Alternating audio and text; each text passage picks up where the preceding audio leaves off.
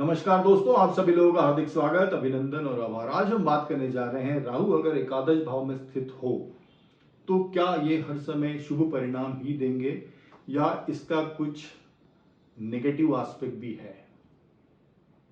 इसको हम इस वीडियो में डिस्कस करेंगे। पहली चीज तो ये कि हम सभी जानते हैं कि कोई भी ग्रह अगर 11th हाउस में या एकादश भाव में स्थित है तो वो जनरली अच्छे परिणाम ही देता है। राहु इन 11th हाउस भी अच्छे परिणाम ही देता है, बट क्या हर समय देता है और किस कंडीशंस में देता है, पर्टिकुलरली राहु ग्रह के बारे में यह सोचना बहुत जरूरी है। क्यों जरूरी है? क्योंकि हम सभी जानते हैं एकादश भाव विश फुलफिलमेंट का स्थान है, मनोकामनाओं की पूर्ति का स्थान है, इच्छा पूर्ति का स्थान है, लाभ का स्थान है। और राहु जो ग्रह है वो भी इच्छा पूर्ति का ही ग्रह माना जाता है। क्यों माना जाता है? क्योंकि राहु वो ग्रह है जो कि सिर्फ अपने स्वार्थ के लिए किसी भी हद तक जा सकता है, कोई भी रास्ता अपना सकता है, बट एंड रिजल्ट उसको वो चीज किसी भी कीमत पे चाहिए, हुक और क्रुक। तो दिस इज राहु। तो इच्छा के स्थान पे, इच्छा पूर्ति के स्थान पे एक ऐसा ग्रह जो कि हर समय जीवन में इच्छा पूर्ति के लिए लगा रहता है, अपने स्वार्थ के लिए लगा रहता है, तो इस मायने में भी राहु ग्रह का 11th हाउस से, एकादश भाव से एक गहरा कनेक्शन बनता है। दूसरा पहलू ये कि अगर काल पुरुष कुंडली की बात की जाए तो जो 11वीं राशि आती है वो कुंभ राशि आती है, और कुंभ राशि के जो को रूलर है वो राहु है। रूलर शनिदेव है और जो को रूलर है वो राहु है। सो ये दो पॉइंट्स ऐसे हैं जिससे कि राहु का 11th हाउस से गहरा कनेक्शन बनता है। अब राहु का 11th हाउस में स्थित होना क्या हर समय शुभ रहेगा?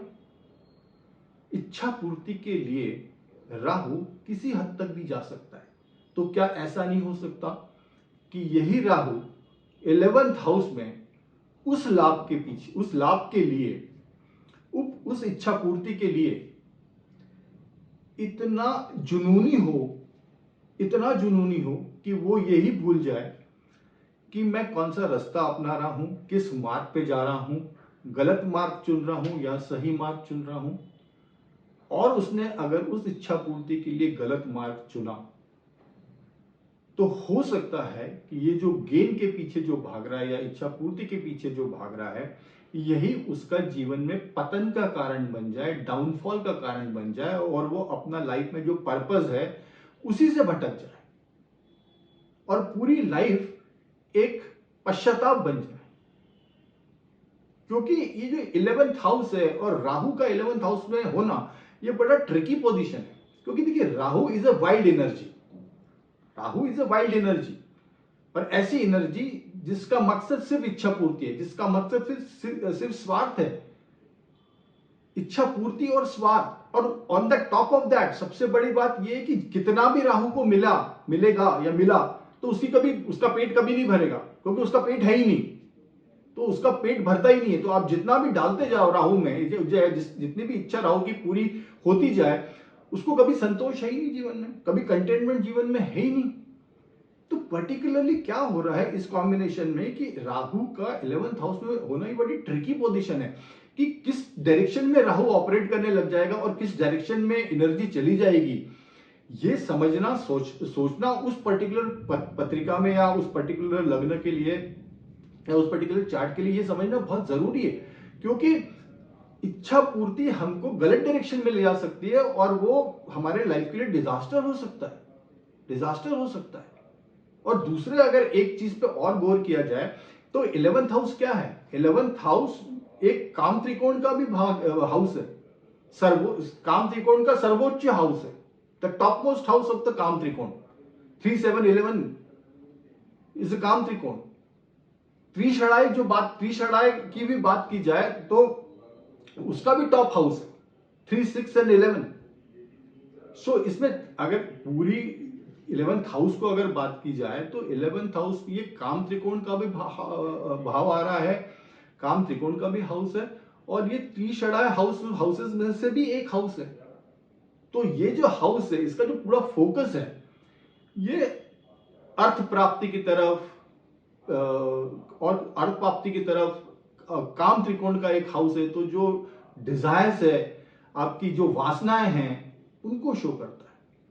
सो 11th हाउस त्रिषणाय का भी टॉप मोस्ट हाउस है और काम त्रिकोण का भी टॉप मोस्ट हाउस है। ये भी हमको ख्याल रखना बहुत जरूरी है। और ये दोनों चीजें जो हैं, वासनाएं, आप इसको वासनाएं मान लो, उसको आप लस्ट मान लो, आप उसको इच्छा पूर्ति मान लो, या आप उसको धन दौलत पैसा शोहरत जो मान रहे हैं, पद प्रतिष्ठा, ये सब राहु को क्या चाहिए? राहु को सब चीज, यही सब चीजें चाहिए।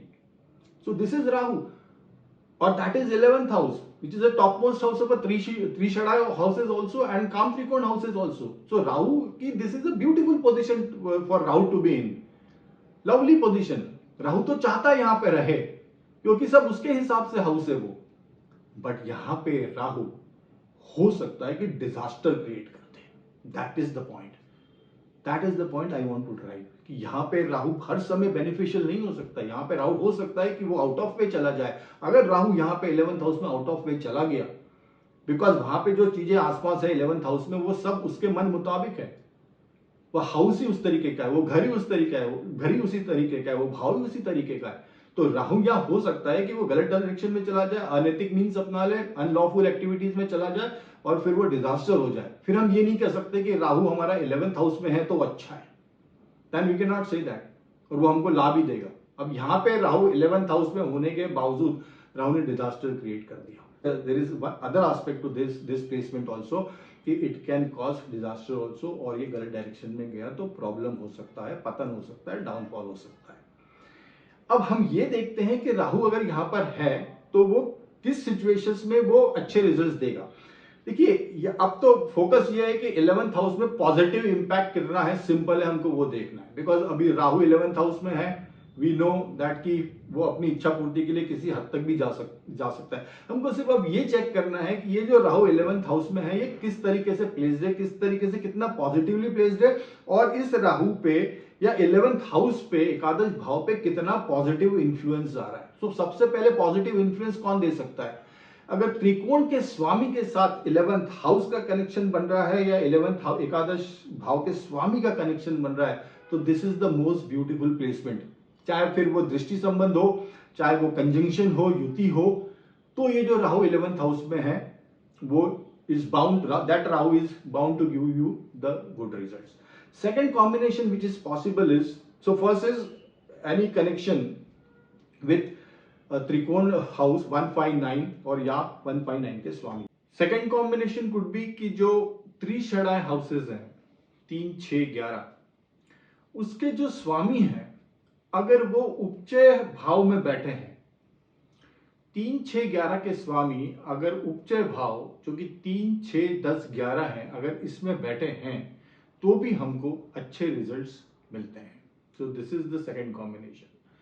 थर्ड कॉम्बिनेशन की बात करें तो जो त्रिषणाय हाउसेस हैं 3, 6, 11, इनके स्वामियों में अगर राशि परिवर्तन है तो that also gives the good results. So these are the 3 combinations जो कि हमको देखना चाहिए कुंडली में before coming to the conclusion कि 11th हाउस में राहु किस तरीके से रिजल्ट्स देख लो। बट नेट जो कंक्लूजन आ रहा है, ये जो हम डिस्कस कर रहे हैं, इसका ये आ रहा है कि इट इज नॉट ऑलवेज कि राहु 11th हाउस में अच्छे रिजल्ट्स ही देगा, वो नेगेटिव रिजल्ट भी दे सकता है। ओनली थिंग इज हमको ये समझना है कि शुभ ग्रहों की दृष्टि उस 11th हाउस पे या 11th हाउस के लॉर्ड पे किस तरीके की है और कितनी है, कितना पावरफुल हमारा पॉजिटिव इंफ्लुएंस है उस राहु पे। यह भी देखना जरूरी है कि राहु कुंडली में नीच के तो नहीं है, और राहु 11th हाउस में कौन सी राशि आ रही है ये भी देखना बहुत इंपॉर्टेंट है। अभी तो हम सिर्फ भाव की बात कर रहे हैं, but we need to see the rashi also. So suppose शत्रु राशि में है तो राहु फिर एक मतलब राहु प्रॉब्लमेटिक सिचुएशन में है, तो राहु वहां पे गलत एक्टिविटीज में इन्वॉल्व होगा। सो अगर बुध की राशि है तो फेवरेबल राशि हो जाएगी, उनकी स्वतः की राशि है तो फेवरेबल राशि हो जाएगी। So there are lot many permutation combination which can take place. और बट नेट अगर बात की जाए, Rahu in 11th house can go to any direction, positive also, negative also. Only we need to see how much positive influence is there on the 11th house on the Rahu और the Lord of 11th house, ये देखना हमको बहुत जरूरी है। Particularly यहाँ पे जो मेजर रोल प्ले करेंगे वो त्रिकोण के लॉर्ड्स प्ले करेंगे। 159 के अगर लॉर्ड के साथ कंजंक्शन हो रहा है या युति हो रही है या गुरु की दृष्टि है वहां पे राहु पे, तो ये जो राहु है यही आपके लिए बेनिफिक हो जाएगा। ऐसा नहीं है कि राहु यहाँ पे इच्छा पूर्ति के पीछे नहीं भागेगा, इच्छा पूर्ति के पीछे भागेगा। He will not leave his basic nature, he will not leave, but then जो रास्ता अपनाएगा उस इच्छा पूर्ति के लिए वो प्रॉपर तरीके का रास्ता होगा, नैतिक रास्ता होगा, और उसमें उसका जो विजन होगा वो ब्रॉड होगा। वो वहां पे अपने लिए नहीं सोचेगा, वो वहां पे स्वार्थ के ऊपर सोचेगा। वो अपना लाभ, उसको लाभ लेगा, बट वो लाभ से दूसरों को भी बेनिफिट करेगा, समाज का भी बेनिफिट करेगा, अपने आसपास वालों का भी बेनिफिट करेगा, रिलेटिव्स का भी करेगा। सो यहाँ पे जो राहु क्या है, जो राहु मेलिफिक हो रहा था 11th हाउस में, अगर मेलिफिक इन्फ्लुएंस ज्यादा है, यही राहु पॉजिटिवली रिजल्ट देगा, और जो उसकी इच्छाएं पूर्ति के लिए भागेगा, but in a controlled fashion. Uncontrolled fashion में इच्छा पूर्ति के पीछे नहीं भागेगा। It will not be a wild desire, it will be desire but in proper control, and it will give you good results।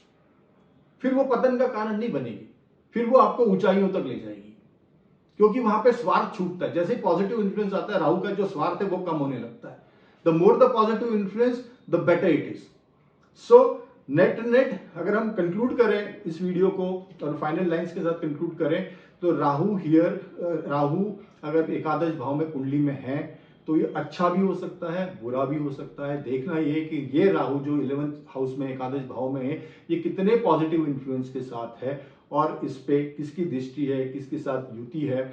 अगर ये पॉजिटिव इन्फ्लुएंस में है और या उपचय भाव में है या राशि परिवर्तन हो रहा है, तो देन ये राहु आपको अच्छे रिजल्ट देगा। आपको नक्षत्र देखना भी बहुत जरूरी है, कि हो सकता है कि राहु यहाँ पे जो बैठा है वो हो सकता है कि त्रिकोण के जो लॉर्ड्स हैं उनके नक्षत्र में हो। So that we have to see up to that level.